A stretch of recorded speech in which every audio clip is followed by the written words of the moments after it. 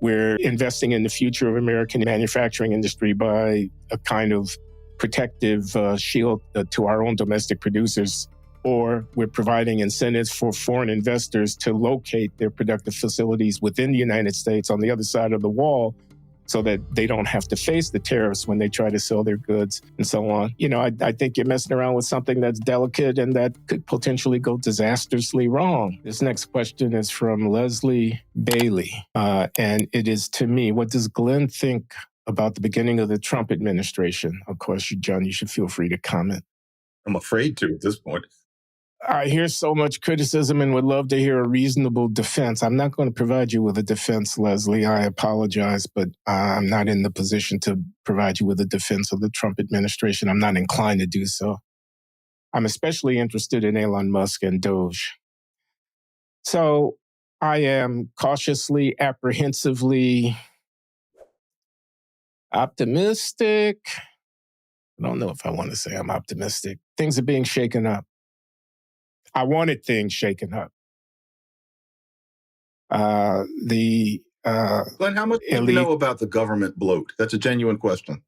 Like, not a whole lot in detail and firsthand. I only know what I read in the newspaper and what I'm hearing in the commentary. I did, by the way, attend to the interview that on Fox News that Bret Baier did with Musk and some of the top deputies who are implementing the DOGE operation. These are tech bros. These are, one of the founders of Airbnb and, other kind of high-ranking business executives who are volunteering their time to help Musk implement this thing. And based on their persuasive, direct response to the kinds of questions that Bret Baier was putting to them as they went into detail in the duplicate activities that they're uncovering, the exposure to fraud and abuse that they have identified, the inefficiencies of operation.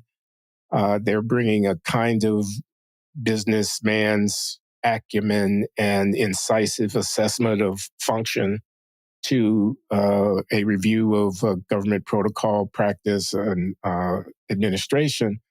I thought, there's some that there is something to be gained by having these people, not a hatchet, a scalpel, and the tens of thousands of layoffs. We'll see what chickens come home to roost from that and whatnot. And yeah, they're upsetting apple carts left and right. And yeah, some of it is no doubt politically and ideologically motivated. And I think they're going to make mistakes. They admit that they have made mistakes.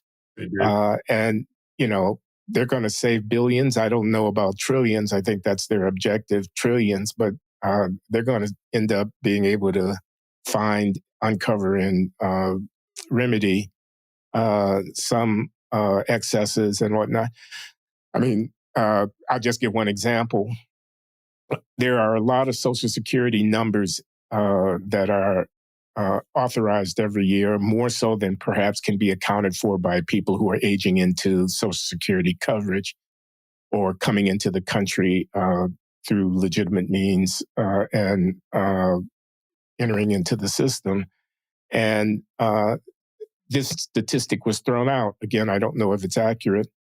Of the telephone calls that come into the Social Security Administration seeking to change the account to which the Social Security payments would be sent when there's electronic transfer, 40% of them are fraudulent efforts. They're people who have somehow or another come by a Social Security number and are attempting to direct the payment in to their own accounts, contrary to what would otherwise have been the case. If a number like that is even close to being right, that's a pretty significant thing. They talk about computers that can't talk to each other. Part of this Social Security problem is that evidently the HHS system that Social Security employs and the birth registry system, these are Social Security numbers for newborns that are being used to make claims for Social Security payments on behalf of people who are fictitious, et cetera.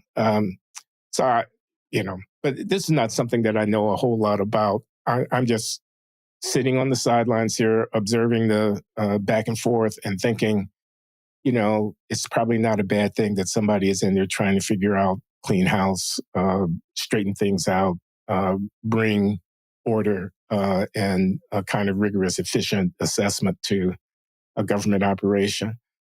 But it's so political. I mean, I'd be interested in knowing how it looks to you from your perch in New York City. That people are defending government employees. Of course, many government employees are good people doing good work, and maybe, as I say, some of the cutting has been excessive. But some of the government employees are undoubtedly not producing value for dollar, and a rationalization. Again, something that I've heard: you cut until you cut too much, and then you add back. Is a kind of way of doing it. That's the way you really get down to the lean operation. You don't mind overshooting a little bit in the first place because you can add back. Better than keeping duplication in place, stuff like that. Well, if you're cutting so deep that you've killed U.S. aid, and there's a horrible earthquake in Myanmar, and we can barely pitch in, I feel like maybe they had some sort of good idea, but are they qualified to be careful or targeted enough not to end up just creating the kind of harm that a teenager would in doing this? I want to know that they know enough about the agencies that they're cutting from. I mean, my intuition is hearing the numbers of people who work for some of these entities and looking at these enormous buildings, thinking, maybe there are some timekeepers in there. Maybe there has been kind of mission creep and all these executives all doing the same stuff. I'll bet there is a lot of that. But is it so much that U.S. aid ends up being essentially decimated? I find that hard to believe. And frankly, overall, these deportations or attempts thereof, here's a word, attempts thereat, I'm not seeing any good sign of that. I'm not seeing any good side of that. That's really scaring me. Now, are you talking about the Venezuelan gang members, or are you talking about the demonstrators on campuses? From my own institution, and just people being grabbed off of the street for what does not appear to be a remotely defensible reason is the issue. There seems to be too much of that going on at this point, and I worry about that. And that's an understatement. Not worry. I hate to say it, but unless I get a different explanation, I'm appalled. What about you? I agree with that, actually. And not just because of the sympathy that I might have for some people protesting against policies like support of the war in Gaza that I might agree with personally. When I hear the Secretary of State in front of a microphone saying, we don't want these people in our country, and what he means is not gang members who are raping and robbing, but what he means is people who are obstreperous and protesting against government policy, and you don't like what they're saying.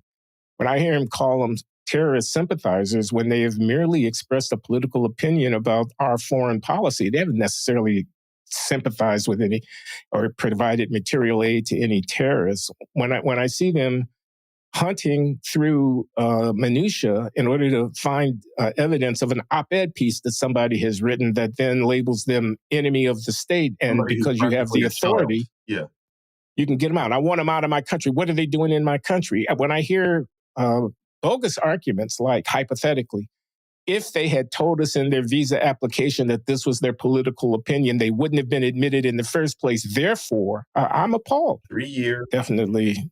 Now, the other thing I want to say here is these tariffs scare me to death. I'm an economist. I mean, the straightforward economic wisdom is you're taxing and, you're interrupting the flow of commerce in terms of comparative advantage and efficient global exchange of goods and services and whatnot. And the potential for inducing not just inflation, but also recession through the deleterious consequences of retaliatory behavior on the other country's part. And you're killing the goose that's laying a golden egg in terms of international commerce. That's a concern. I know that there are counter arguments to it, but they sound speculative to me. And while although an economist, I'm not an expert on international trade, dubious to me. That is the strategic benefit.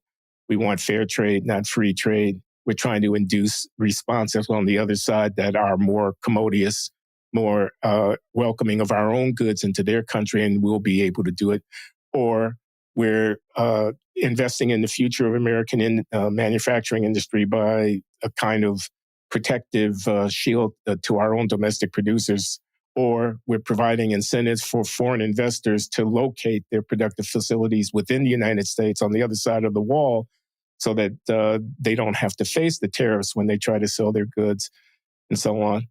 I think you're messing around with something that's delicate and that could potentially go disastrously wrong.